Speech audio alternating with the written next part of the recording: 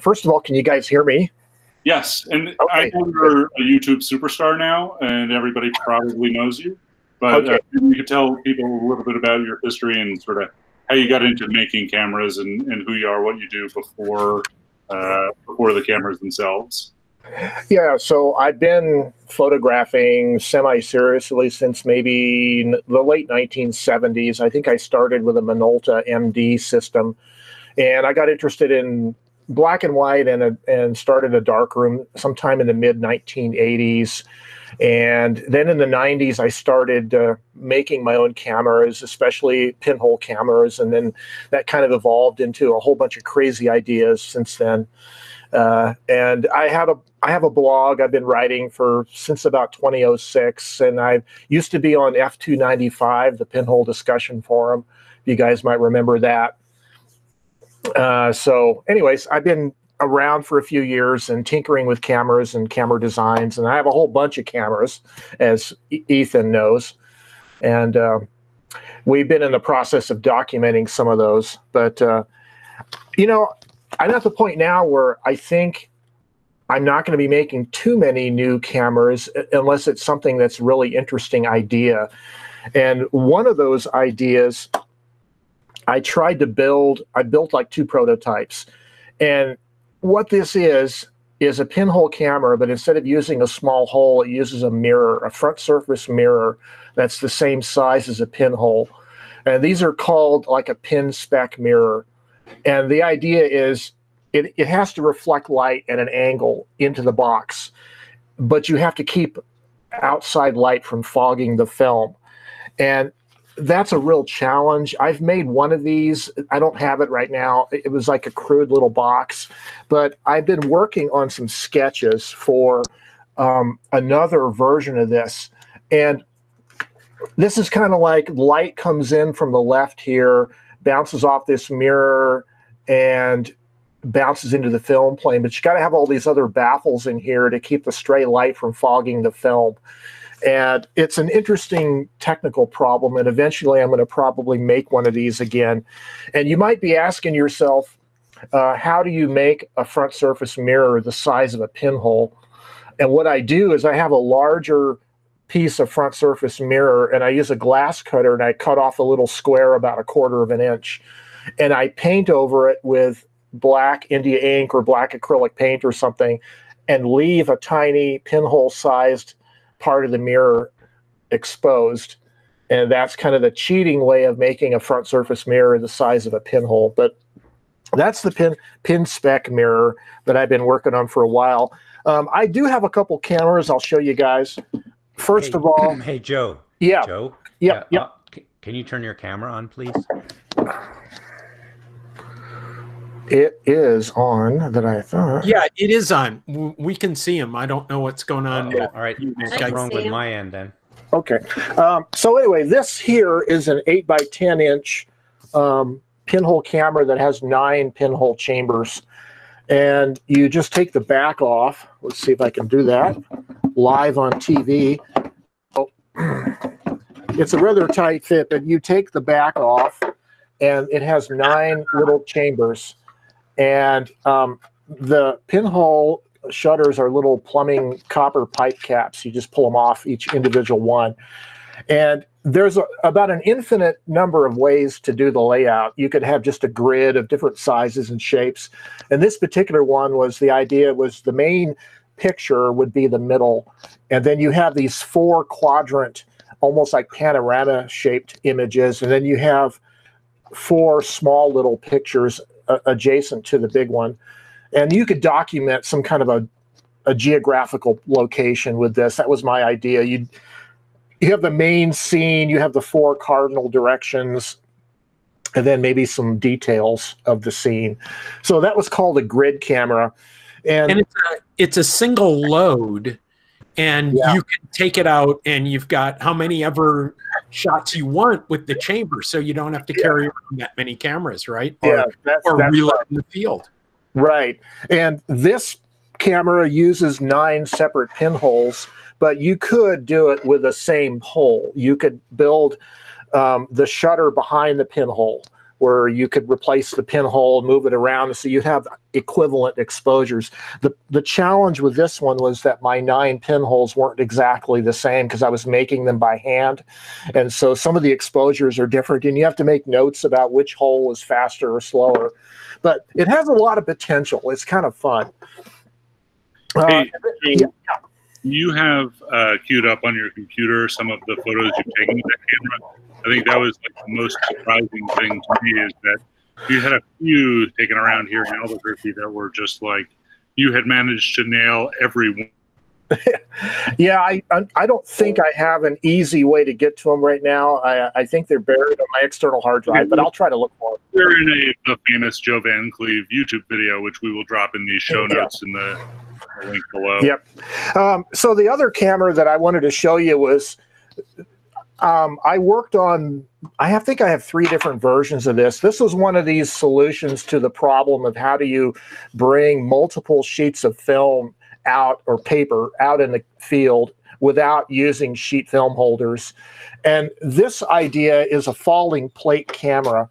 And I don't know if I can focus here on the mechanism here, but this uses some brass tubes, and if you take this knob here and you put it around to the other side and push it in, you can move that central protrusion left and right. Okay, and what that does is it causes these plate holders to fall down because the holders have notches that alternate left and right and left and right. Okay, and so the idea is you have a bunch of these holders in the camera, each with a sheet of paper taped to them in the back of the camera, and they're going to fall down into the front of the camera after you take a shot. And that's, I have an 8x10 version of this, and this is the 4x4 inch version, and I have a 5x7 version also. And this was probably the version of the camera that I or at least this design of camera I was most proud of. It was kind of my own little innovation of how to do this. And this mechanism is interesting because it uses 3 different size square brass tubes that are all nested together in a little light tight configuration. And it's made, the body of the camera is made from galvanized steel. You can buy sheets of this at the hardware store. And the great thing about galvanized steel, just like with brass, is you can solder it together really easy, right? So assembly is super primitive. You just use a little torch and some solder and put some craft foam on it, and you got yourself a camera, some spray paint. And so, yeah, my cameras are all kind of the primitive box camera kind of technology. That's sort of where I'm coming from with it. And I'll show you guys, this is the latest camera I built. This is a 4x5 pinhole, kind of an ultra wide angle of view. So the pinhole is on the front here, and you have a film holder. So it has a focal length of maybe about 50 millimeters roughly, and it has a spring-loaded plate. Let me see if I can remove it. It has a spring-loaded plate here, and this plate will permit the film holders to slip behind it here. And there's a little groove that the ridge of the film holder fits on to make a light trap. And then the, the shutter is like that. And there's also a holder behind the pinhole in the camera for putting a colored filter, because my intention is to filter panchromatic sheet film with a red filter or orange filter to get more of a dramatic kind of a landscape image on this. This camera was made from mostly the kinds of wood that you buy at the hardware stores, like these 5/8 inch or 3/4 inch poplar sticks, the 1.5 inch by 3/4 inch sticks, and this model aircraft plywood. Everything is pretty well already finished grade, and you just got to cut it to shape and glue it together. So it's pretty easy to make a nice looking camera with that kind of materials that's readily available at the hardware store.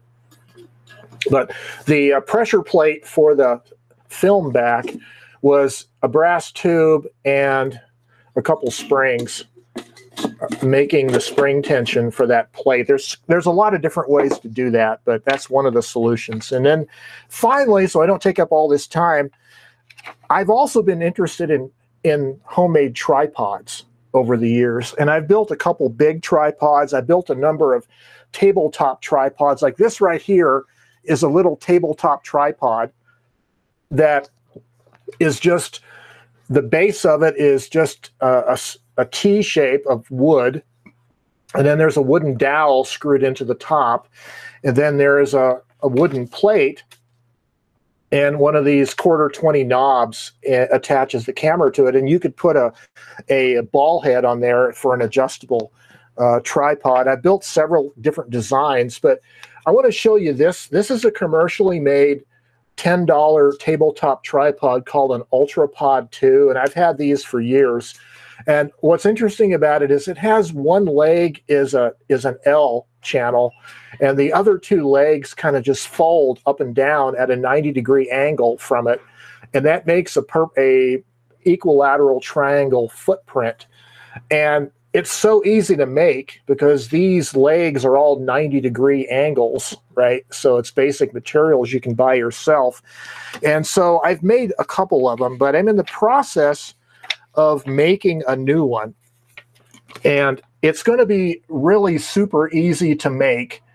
And the body of the tripod is a square piece of that wood. And if you cut it at a 22.5-degree angle, and then flip that piece around, you can make it so the end of the piece sticks up vertically while the body of it is at a 45-degree angle. And then you attach these craft stick legs that pivot.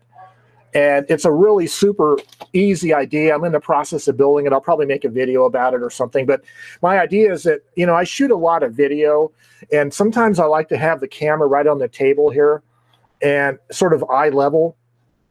And it's kind of fun to have some kind of a homemade tripod where you can adjust, you know, at the camera or whatever. But it also comes into play for still photography, because if you're going out in the field with pinhole cameras, a lot of times it's kind of a hassle to take a full big tripod over your shoulder. It's kind of fun to take a small tripod, right, and just get down at ground level or whatever. So anyway, that's what I've been working on.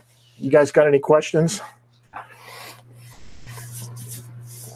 I always do, but I will see you in person soon. Okay. I would like to present you with this YouTube Play Belt Buckle Award for 10,000 subscribers. All right. Thank you. That's great. Hey. I would love to see a video about your homemade tripods. It will be very, very interesting. I'll do one. I'll do one for sure. I also want to see a video of you holding the belt buckle over your head. Yes, that is the part that you need. I think, I just sold enough of those stupid scan trays that I'm going to order the laser cutter like next week. Yay! Oh, good. We'll laser cut some tripod pieces. We can make a video about that pretty soon. Yeah. Did you say scam tray? Scan, you know, the Polaroid. I know. I'm just joking.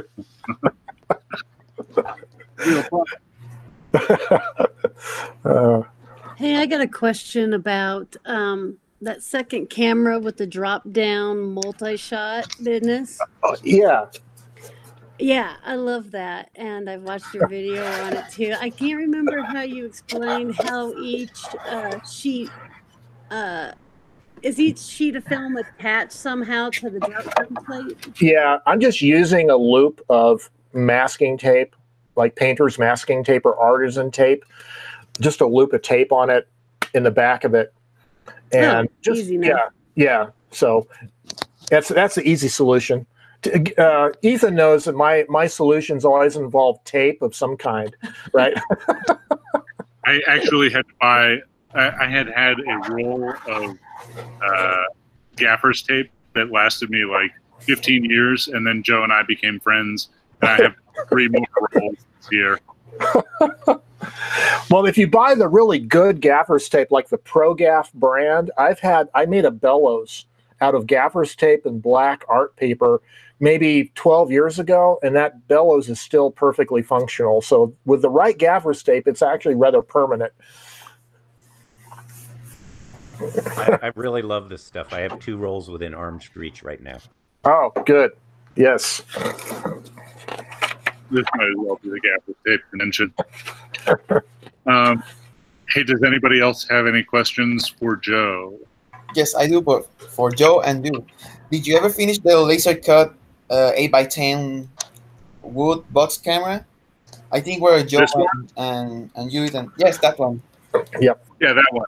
I was thinking that, you know, I was going to throw some 3D printed mechanisms and things maybe at the end, but I toted that one out because that's a real Joe Van Cleave design. So I actually had 3 messages about selling that thing in the last 2 weeks, and the short answer is that no, they are not for sale, even though I said so on Joe's thing. The long answer is because it takes me a day to drive down to the laser cutter and reserve the time and cut everything, and so, you know, like, they would be hundreds and hundreds of dollars just in time for setup. But like I said, I am ordering a laser cutter the size of my car or larger, and so I have a bunch of different sizes. I think I'll make that sliding box camera, you know, 4x5 through maybe 11x14, and then some fold-up cameras, which maybe I'll show at the end. But yeah, there'll be a lot more Cameradactyl laser cut things, including, like, I don't know if you can see. Let's see if I lose my video. We're sitting right now on top of a briefcase that I made that is also a drafting box with a, you know, changing angle face and a parallel rule. And, you know, Joe and I will get into some big laser cut things, including like I want to see you take pixel cameras. I want to see you take the laser cut briefcase into a meeting. I mean, I really just want to see that. Yeah. Well, I mean, first I need a suit. We'll get you an ultra small typewriter to put in it, like a Groma Calibri. Okay. Yes, Brian, that will be a thing, and it'll probably be a set of cameras and DIY kits that I will put on the internet. But probably